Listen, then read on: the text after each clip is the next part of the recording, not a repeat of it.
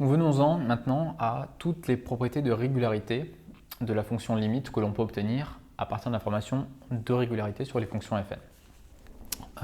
On va commencer par la question de la continuité. Là, vous allez voir que le théorème est extrêmement simple. Donc, théorème. Donc, on va supposer que, premièrement, alors pour espérer que f soit continu, il faut que les fn le soient. Donc ça, c'est une hypothèse tout à fait naturelle. Pour tout n appartenant à n, fn est continu sur D. Ça, c'est la première chose. Et la deuxième chose, c'est qu'il faut que la convergence soit suffisamment forte. On l'a vu, la convergence simple ne suffit pas, mais la convergence uniforme suffit. Donc Fn CVU vers F sur D. Donc si on a ces deux hypothèses, alors eh bien, F est continu sur D.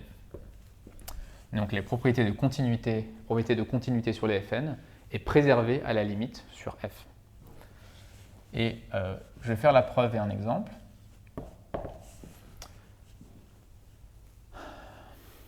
La preuve va être très rapide parce qu'en fait, on a tout ce qu'il faut grâce au théorème d'interversion limite-limite. Donc soit x0 appartenant à D.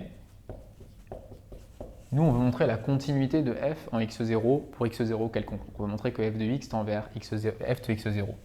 Montrons que f de x tend, quand x tend vers x0, vers f de x0. Ok.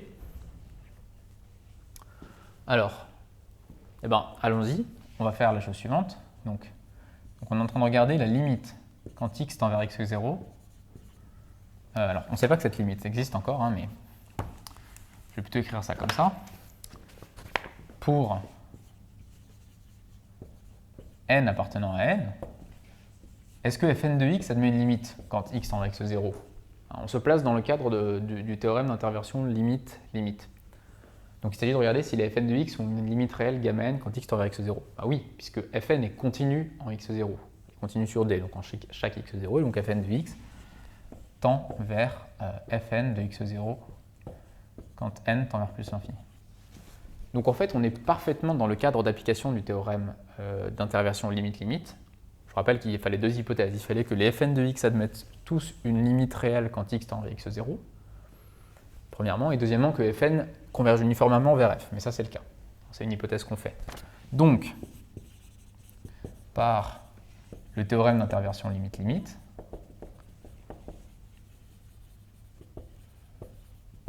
limite-limite, lim-lim, eh bien, la limite quand x, alors je vais l'écrire comme ça, f admet une limite quand x tend vers x0. Bon, déjà ça, on ne le savait pas a priori, hein. Et de plus, la limite quand x tend vers x0 de f de x, c'est égal à la limite quand n tend vers plus l'infini de fn de x0. Hein, c'est le fait qu'on puisse intervertir les limites, ça. La limite de quand x tend vers x0 de f de x, c'est-à-dire la limite quand x tend vers x0 de la limite quand n tend vers plus l'infini de f de x, eh bien c'est pareil que la limite quand n tend vers plus l'infini de la limite quand x tend vers x0 de fn de x, c'est-à-dire ça. Ben, j'ai fini, pourquoi ? Parce que fn de x0, c'est une suite numérique qui tend vers f de x0. Hein. Fn converge uniformément vers f, donc fn converge en particulier simplement vers f. Donc fn de x0 tend vers f de x0. Donc ça, c'est f de x0. Et là, on a fini. Hein, c'est ce qu'il fallait montrer. On voulait montrer que la limite de f de x existe, hein, ça c'est la première chose, et que quand x tend vers x0, et qu'elle vaut f de x0, c'est ce qu'on vient de démontrer. Voilà, donc la preuve est très simple une fois qu'on a démontré l'interversion limite-limite. Et encore une fois, pour des suites de fonctions, en général, fn, on l'a sous la main, on calcule sa limite, on démontre qu'il y a convergence uniforme, on a f sous la main, bah, on voit f, donc on sait si f est continu ou pas. Donc ce théorème, on va s'en servir pour les séries de fonctions. Néanmoins, ça peut servir dans la pratique à démontrer qu'il n'y a pas convergence uniforme. Et on va revenir pour ça à notre exemple fétiche. Donc, si les fn sont continus et qu'il y a convergence uniforme de fn vers f, alors f est continu. Donc ça veut dire quoi ça? Ça veut dire que si vous avez une suite de fonctions, fn, de fonctions continues, et que vous avez établi qu'il y avait convergence simple vers une certaine fonction f, et vous vous demandez s'il y a convergence uniforme. Eh bien, si f n'est pas continu, alors la convergence ne peut pas être uniforme du fait de ce résultat-là. Donc souvent, on se sert de la contraposée au sens suivant. Hein. On a fn une suite de fonctions continues. Donc, voilà, je vais peut-être l'écrire directement. Utilisation. Si fn cvs vers f sur d, donc si j'ai une suite de fonctions fn et les fn sont continus, donc sous ces hypothèses, alors notez bien que j'ai marqué CVS ici, hein, CVS. Alors, si f n'est pas continu, c'est qu'il n'y a pas CVS, c'est qu'il n'y a pas CVU, pardon. Donc, voilà une utilisation de ce résultat-là sur les suites de fonctions elles-mêmes.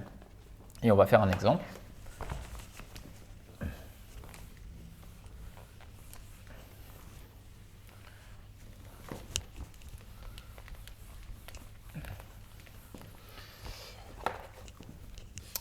L'exemple, c'est notre exemple habituel. C'est fn de x égale x puissance n. N appartenant à n, x appartenant à 0,1. On a déjà vu par d'autres arguments que cette fonction-là, on a déjà vu que fn cvs sur 0,1 vers la fonction qui vaut 0 partout sauf en 1 où elle vaut 1.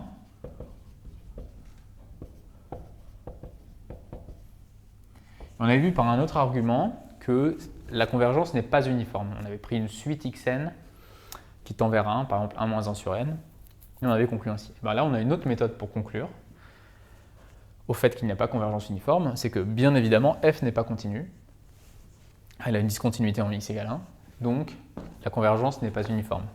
F n'est pas continue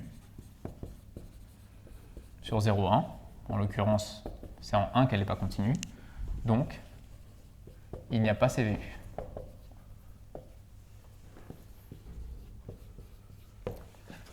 Ok. Donc voilà pour ce qui est de la continuité. Et maintenant, on va passer à la question de la dérivabilité. Alors, la dérivabilité, l'énoncé va être un petit peu plus compliqué, mais je vais essayer de bien vous expliquer le fait que chacune des hypothèses vient assez naturellement. Donc, dérivabilité. Alors, la question, c'est, on l'a déjà vu, hein, cette question, on a vu que la convergence simple ne suffisait pas. On a fn qui tend vers f, en un certain sens, convergence simple, convergence uniforme. Est-ce qu'on peut en déduire, si les fn sont dérivables, que f'n tend vers f'? C'est ça la question qu'on pose pour la dérivation. Alors, vous voyez que, bien sûr, ça nécessite que les fn soient dérivables.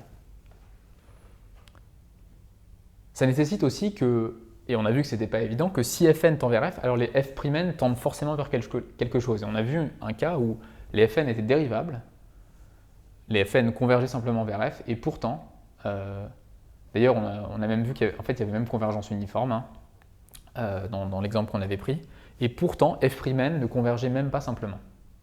Okay. Donc, voilà le théorème. Alors, ici, on va parler de dérivation, donc il nous faut des fonctions qui sont définies sur un intervalle de R. Hein. Donc ici, on va prendre K égale R. Très important. OK. Donc, les hypothèses vont être les suivantes. Premièrement, on va supposer que Fn CVS vers F sur D. Donc voilà, il y a déjà de la convergence en un certain sens. La deuxième hypothèse, tout à fait naturel, on pose une question de dérivabilité, c'est que les fn sont dérivables. Pour tout n appartenant à n, fn est dérivable sur D.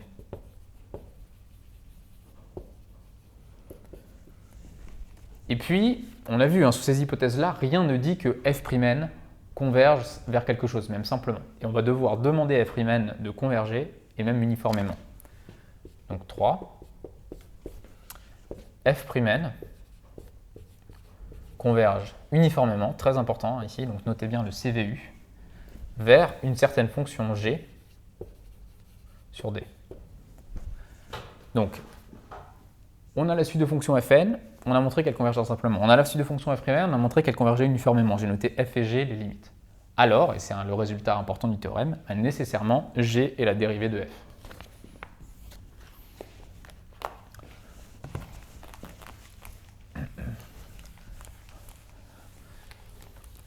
Et surtout, au passage, il y a deux choses qui sont importantes. La première, c'est que c'était pas du tout clair, et c'est ça la question de la préservation d'une propriété. Les fn sont dérivables, rien ne dit que f est dérivable. Eh bien, si elle l'est, et sa dérivée, c'est donné par g. Alors, f est dérivable sur D, et pour tout x et, je vais l'écrire directement, et f', sa dérivée, c'est g. Ok, donc vous voyez, ici on a le résultat attendu, sous des hypothèses. Il faut quand même que fn converge vers quelque chose, bien sûr, il faut que les fn soient dérivables, on va les dériver, et puis il faut la convergence uniforme. Donc c'est ça qui n'est pas forcément évident, que vous devez retenir. Les f'n doivent converger uniformément. Alors, je ne vais pas insister là-dessus, mais dans la preuve, en fait, on pourrait montrer que si on a ces trois hypothèses, alors automatiquement, la convergence simple ici, elle est uniforme. Il n'y a pas d'autre choix. Mais c'est bien de pouvoir mettre convergence simple, parce que ça veut dire dans un véritable exercice, vous n'aurez pas besoin de vous embêter à démontrer que fn converge uniformément vers f, vous vous embêterez juste à montrer que ça converge simplement. Et en fait, le fait que f'n, elle, converge uniformément vers g, et les autres hypothèses assurent que nécessairement cette convergence simple est en fait uniforme. Mais bref, donc retenez-le sous cette forme-là. Et qu'est-ce que je voulais dire de plus là-dessus? Donc ça, c'est un théorème qui va nous servir, encore une fois, pour les séries de fonctions, mais je voudrais juste faire la remarque suivante. C'est donc la remarque, c'est que c'est en fait aussi un théorème d'interversion, ce truc-là. C'est un théorème d'interversion, dérivation, limite. C'est un résultat d'interversion, limite, dérivation. Pourquoi? Parce que sous les hypothèses du théorème, on a f' égale g. Mais comment ça s'écrit ça encore? Pourquoi? Parce que f' égale g, ça s'écrit que f, par définition, c'est la limite des fn. Quand n tend vers plus l'infini. Et ce qu'on est en train de dire, c'est que la dérivée de f, donc la dérivée de la limite des fn, c'est égal à g. Mais g, par définition, c'est la limite des f'. Ça, c'est la limite, quand n tend vers plus l'infini, de f'. Donc c'est vraiment comme ça qu'il faut retenir le résultat du théorème, c'est que il y a les deux gros résultats, f est dérivable et on peut intervertir limite et dérivation. Vous voyez, là je dérive après avoir pris la limite et ici je dérive avant de prendre la limite. Okay. Donc voilà. Donc pas d'exemple d'application de ce théorème, mais je vais quand même en faire la preuve. La preuve n'est pas totalement évidente, mais elle n'est pas non plus absolument extrêmement instructive, mais preuve. Alors, comment on va faire? On va supposer, on veut d'abord, nous on veut démontrer que f est dérivable et on veut montrer que sa limite c'est g. Et une manière condensée d'écrire ça, c'est de démontrer la chose suivante. Soit, on va donner un nom à cette fonction, soit phi, l'application qui va de d dans R, je vous rappelle que là on a pris k égale R pour parler de dérivabilité, et cette fonction, elle vaut f de x moins f de x0 sur x moins x0, ça c'est si x est différent de x0, et si x égale x0, elle vaut g de x0. Ça c'est si x égale x0. Donc vous voyez que notre objectif, c'est de montrer que ça, c'est une fonction qui dépend d'un... On se donne x0 fixé appartenant à D. Nous, on veut démontrer que f est dérivable sur D, donc il nous faut montrer qu'elle est dérivable en tout point, en tout x0. Donc on en fixe un, et on veut montrer que phi est dérivable en ce point. Pardon, on veut montrer que f est dérivable en ce point, et que sa dérivée donnée f' de x0 égale g de x0. Donc vous voyez que ce qu'il faut démontrer, c'est que ce taux d'accroissement là, quand x tend vers x0, il tend vers ça. Si j'arrive à démontrer que ça tend vers ça quand x tend vers x0, j'ai montré premièrement que f est dérivable en x0, c'est par définition c'est ça, et deuxièmement que sa dérivée en x0 est égale à ça. Okay, donc il s'agit de montrer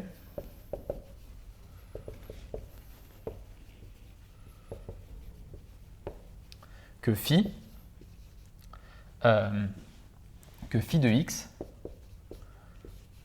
tend vers phi de x0 quand x tend vers x0.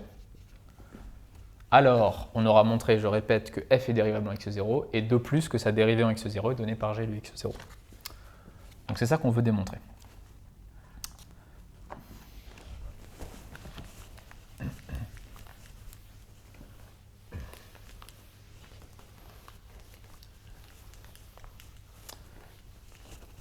Et en fait, on va démontrer plus. On va démontrer que, vous voyez que phi, on va essayer de démontrer que c'est une fonction continue sur D. Si elle est continue, bien sûr, en particulier pour le point x0, et phi de x tend vers phi de x0. On va montrer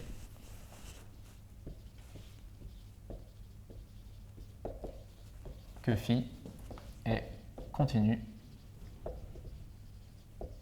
en x0. Donc je répète, x0 est fixé.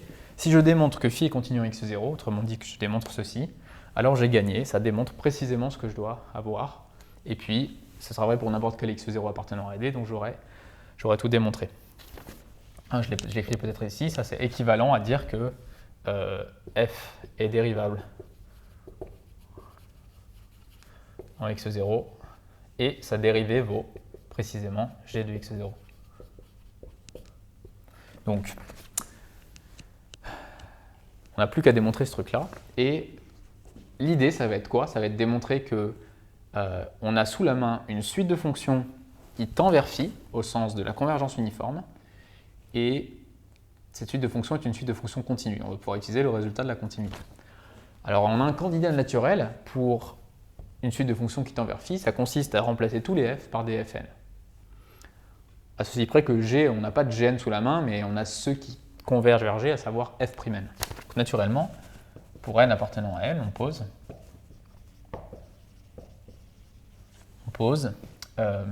phi n, l'application qui va de D dans R et qui, à x, associe fn de x moins fn de x0 sur x moins x0 si x est différent de x0 et qui vaut f'(n) de x0 si x égale x0.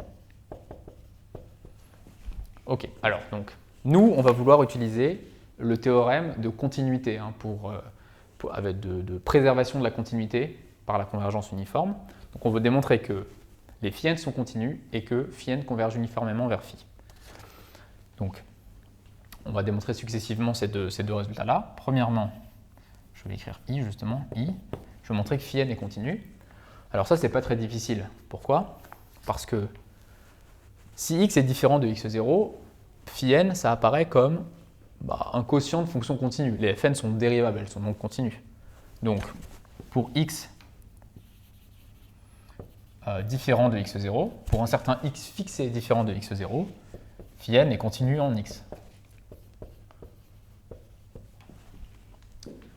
Et il nous reste à vérifier que phi n est continu. Donc je fixe n ici. Il nous reste à démontrer que phi n est continue aussi en x0. Elle est continue partout sauf en x0. Vérifions qu'elle l'est en x0. Alors là, c'est là qu'on va utiliser la dérivabilité des fn. Comme fn pour n fixé est dérivable, le taux d'accroissement fn de x moins fn de x0 sur x moins x0 tend vers f'(n) de x0. Pour x égale x0, les Fn étant dérivables, eh bien j'ai le fait que phi n de x tend vers phi n de x0 quand n tend vers quand x tend vers x0. Donc phi est continu en x0.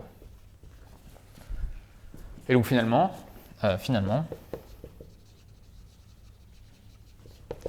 phi n est continu sur D. Et ce pour tout n appartenant à n. Hein. J'ai pris n quelconque et j'ai démontré que phi n était continu sur D. Donc j'ai le premier point du théorème de continuité sous le signe de continuité, de préservation de la continuité par la convergence uniforme. Phi n est continu sur D. Et maintenant, je vais démontrer que, je vais garder ça, je vais montrer le deuxième point, c'est-à-dire montrons que phi n, la suite de fonctions phi n, converge uniformément vers phi sur D. Ok. Donc pour ça, hein, c'est un classique maintenant. Hein. Phi n, je veux montrer que phi n converge uniformément vers phi, je vais former la différence phi n de x moins phi de x et je vais essayer de majorer ça par quelque chose qui est indépendant de n et qui tend vers 0. Alors, ici, il y a une difficulté, c'est que je ne sais pas que fn moins f, que fn converge uniformément vers f, hein, même si ça pourrait être, on pourrait le démontrer, c'est une conséquence de ce théorème. Donc, on va voir que la bonne manière de faire, c'est d'utiliser le théorème des accroissements finis pour se ramener à des dérivées, en fait. Donc, je vais encore garder la formule de phi n. Alors, on va faire, à part le cas de x égale x0, hein, qui est, vous voyez, naturellement un cas un petit peu différent, puisqu'on n'a pas de taux d'accroissement pour cette valeur-là. Donc, si x égale x0, eh bien, j'ai phi n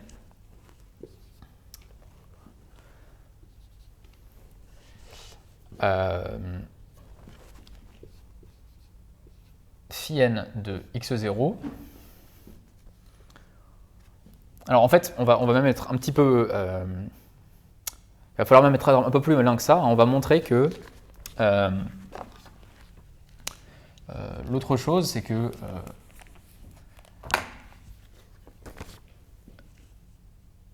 le fait que on a sous la main le fait que phi n converge simplement vers phi. On ne sait pas encore quelle convergence uniforme, mais je vous fais la remarque que si vous faites tendre n vers plus l'infini ici, vous obtenez f de x moins f de x0 sur x moins x0, donc vous obtenez phi de x. Et si x est différent d'x de 0, puisque f'n tend converge uniformément vers g, en particulier elle converge simplement vers g, donc ça tend vers g de x0. Donc la première remarque, c'est phi n cvs vers phi sur d.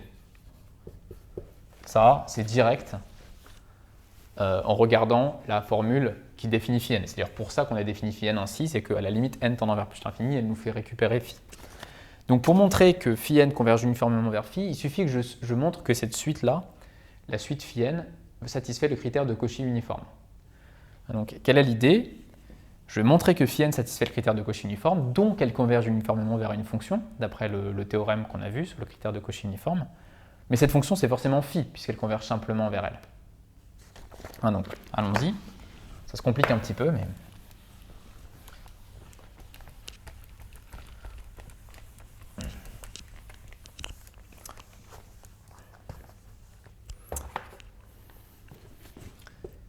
donc ici, il reste... donc montrons alors que phi n satisfait le critère de Cauchy uniforme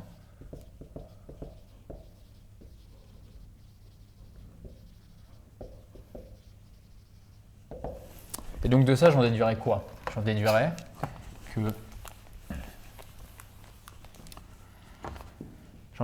que elle converge uniformément vers une fonction par théorème elle convergera, cette suite de fonctions convergera, elle s'évalue alors vers une fonction. Et cette fonction n'aura pas d'autre choix que d'être phi, puisqu'il y a convergence simple. Hein.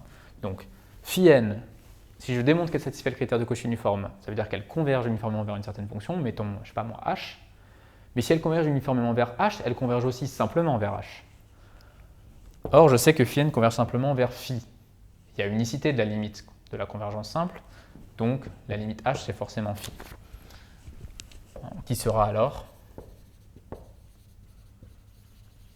nécessairement phi. Ok, donc je vais montrer que phi n satisfait le critère de Cauchy uniforme, donc je vais devoir écrire des choses de la forme phi n plus p moins phi n. Donc, je me lance là-dedans, pour tout n appartenant à n, pour tout p appartenant à n, et puis ensuite on verra, on mettra des epsilon. Eh bien, phi n plus p, et pour tout x appartenant à d, alors je vais faire à part le cas x égale x0, donc je vais commencer par faire phi n plus p de x0 moins phi n de x0. Ça, par définition, j'ai effacé la définition de phi n, mais c'est f' de x0 ici. Donc je vais avoir f' plus p de x0 moins f' de x0.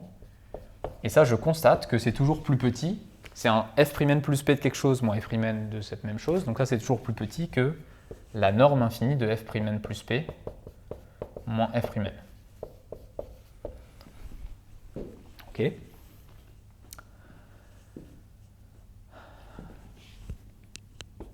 Ça, c'était pour x égale x0. Maintenant, pour tout x différent de x0, si je calcule phi n plus p de x moins phi n de x. Alors là, c'est un peu plus compliqué. Ça va me faire apparaître des quantités de cette forme-là. Donc ça va faire quoi? Ça va faire... Donc il va y avoir un x moins x0 au dénominateur, avec une valeur absolue. Et puis au numérateur, je vais faire apparaître, je vais avoir, donc phi n plus p, ça me fait apparaître un fn plus p de x, moins fn de x, et phi n de x, ça fait apparaître fn de x moins f de x moins f de x0. Donc je vais avoir précisément, je vais peut-être l'écrire, parce que sinon je vais m'embrouiller, donc ça va faire fn plus p de x moins fn plus p de x0, moins phi n de x qui fait donc fn de x moins f de x0. Et donc ça, je peux encore l'écrire sous la forme suivante.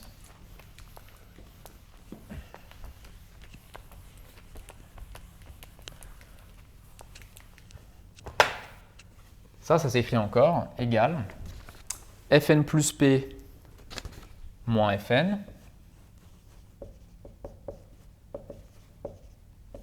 de x, j'ai fn plus p moins fn de x, moins fn plus p de x, moins, pardon, de x0, moins fn de x0. Je vais l'écrire, comme ça. Moins fn plus p, moins fn de x0, divisé par x moins x0. Alors là, je vais pouvoir utiliser le théorème des accroissements finis, ou l'inégalité des accroissements finis, si vous préférez. Ça, je sais qu'il existe C, qui dépend de un petit peu tout, de x, de n et de p. Là, il faut vraiment voir ça comme, cette fonction-là, je peux l'appeler h, disons. Donc c'est h de x, et puis celle-là, c'est toujours h. Donc c'est h de x moins h de x0. Vous savez que h de b moins h de a, c'est h' de c fois b moins a pour un certain c. Pour peu que la fonction soit dérivable, mais c'est le cas. Comme fn plus p, fn sont dérivables par le théorème des accroissements finis, que j'écris le TAF, le théorème des accroissements finis. Il existe C appartenant à l'intervalle x0x. Alors, a priori, x il peut être à gauche ou à droite de x0, donc j'utilise cette notation-là. Si x, Ça, c'est l'intervalle x0x si x est à droite de x0. C'est l'intervalle x0 si x est à gauche. Une notation maison. Tel que ce truc-là est égal à, donc je répète, hein, g de b moins g de a, c'est g' de c b moins a. Donc ce truc-là, ça va être égal à f'n plus p moins f'n, la dérivée de fn plus p moins fn, évaluée en c, fois x moins x0. Je vais l'écrire comme ça, f'n plus p de c moins f'n de c, évalué en x0, pardon, pas évalué, fois x moins x0, et le tout toujours divisé par x moins x0. Donc là, vous avez la valeur absolue d'un produit, c'est le produit des valeurs absolues, donc les x moins x0 se simplifient, et vous obtenez tout simplement, et ça va plus ou moins clore la preuve, vous obtenez tout simplement le fait que ce truc-là, ça vaut f'n plus p moins f'n de c. Donc on n'aurait pas dit a priori, mais même quand x est différent de x0, en fait, φn plus p de x moins φn de x, ça s'écrit comme f'n plus p moins f'n pris en un certain point. Et donc ça, c'est aussi plus petit que la norme infinie de f'n plus p moins f'n. C'est f'n plus p moins f'n évalué à un certain point, donc c'est plus petit que le sup de telle quantité, c'est-à-dire la norme infinie de f'n plus p moins f'n. Ok, ça fait beaucoup de choses, mais bref, où en est-on? On a démontré que donc, finalement, pour tout n appartenant à n, donc, pour tout n appartenant à n, pour tout p appartenant à n, j'ai démontré que φn plus p de x moins φn de x est plus petit que f'n plus p moins f'n infini. Et ça, c'est pour tout x appartenant à D. Et là, j'ai fini. Il n'y a plus qu'à le quantifier. Là. Pourquoi? Parce que moi, ce que je sais, c'est que f'n, la suite de fonctions f'n, elle converge uniformément. Donc, elle satisfait, j'utilise l'autre sens du théorème sur le critère de Cauchy uniforme, f'n plus p, f'n, converge uniformément, donc elle satisfait le critère de Cauchy uniforme. Donc, du coup, hein, si j'appelle ça par exemple gn plus p moins gn, vous voyez que ça va être plus petit que epsilon, pour peu qu'on le quantifie. Hein. Ça va venir du fait que fn, f'n, cvu sur d, peu importe vers quoi, LCVU, donc satisfait le critère de Cauchy uniforme.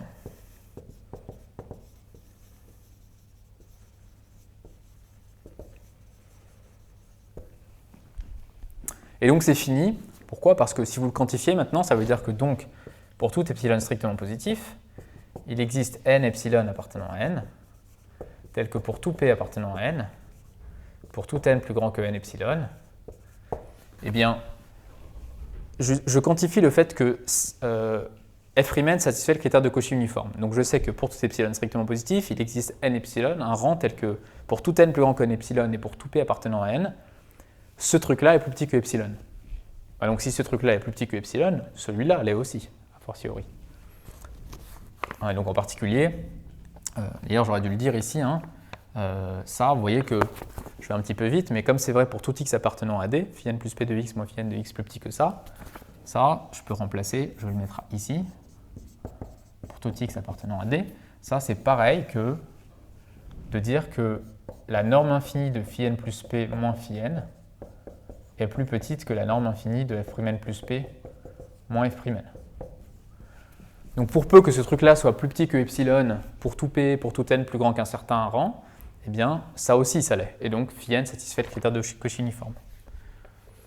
φn plus p moins φn est plus petit que epsilon. Et donc finalement,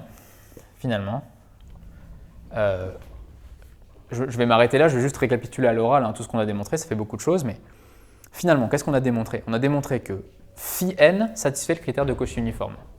Donc φn converge uniformément vers une certaine fonction. On a vu tout à l'heure, je l'ai effacé depuis, que forcément cette limite doit être la fonction phi. Et comme les φn sont continus, eh bien forcément phi aussi est continu. Et là aussi, au tout début du raisonnement, on a vu que si phi est continu, c'est exactement, ça permet exactement de conclure au fait que la fonction f qui nous intéresse est dérivable et que sa dérivée vaut précisément g. Voilà, donc ça clôt la preuve, vous voyez, c'est un peu compliqué.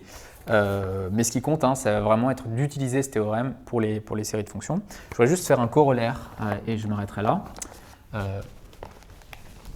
pouvez me dire, d'accord, ça c'est pour la dérivabilité, mais maintenant qu'est-ce qui se passe si je montrais que la limite est C1?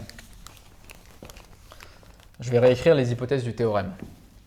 On a Fn tend vers F au sens de la CVS, on a les Fn dérivables, je l'écris de manière informelle, un peu rapide, et puis le fait que les F'N convergent uniformément vers une certaine fonction g. C'était les trois hypothèses pour conclure que forcément la limite des Fn est dérivable et sa dérivée donne g.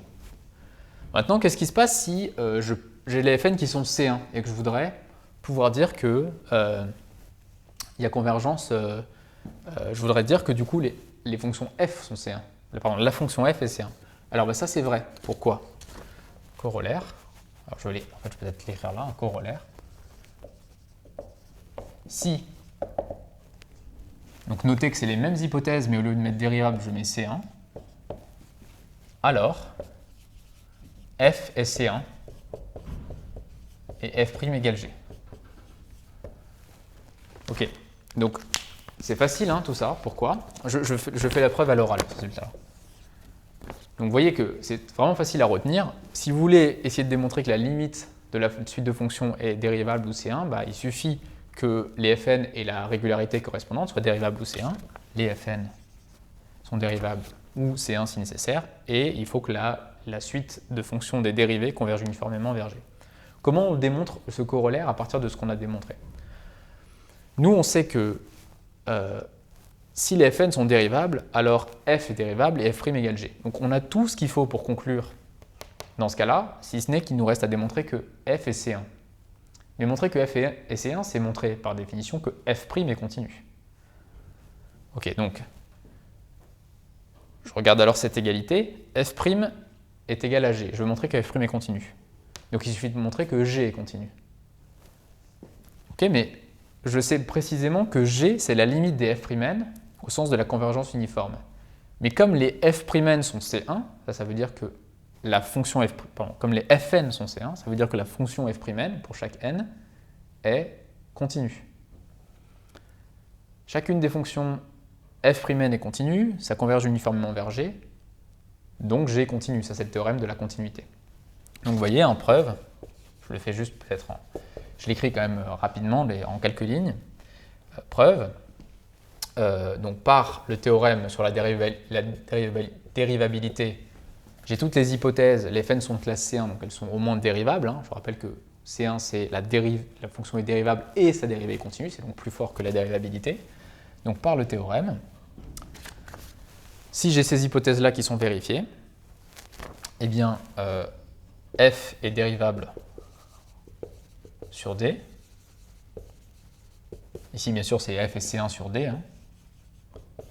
Alors, f est dérivable sur D et f' égale G.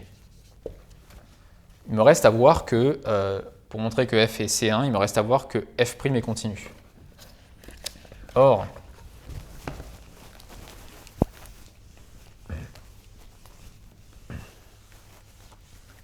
donc comme reste à voir que f' est continu, c'est ça être C1, être dérivable, pardon, être C1, c'est dérivable plus la dérivée continue. Or, f' égale G, et qu'est-ce qu'on a? Pour tout n appartenant à n, f'N est continu sur D, f'N CVU VRG sur D, donc par le théorème de continuité, donc par le théorème de continuité, G égale f' est continu, c'est ce qu'on voulait démontrer. Donc voilà, ça clôt la preuve de ce résultat-là sur tout ce qui est dérivabilité, et on voit aussi qu'on a un résultat sur le caractère C1. Et enfin, c'est vrai que c'est un petit peu frustrant parce que là on reste bloqué sur les suites de fonctions alors qu'on a envie de démontrer des résultats sur les cas un peu plus intéressants, c'est-à-dire les séries de fonctions, mais les preuves sont un petit peu compliquées.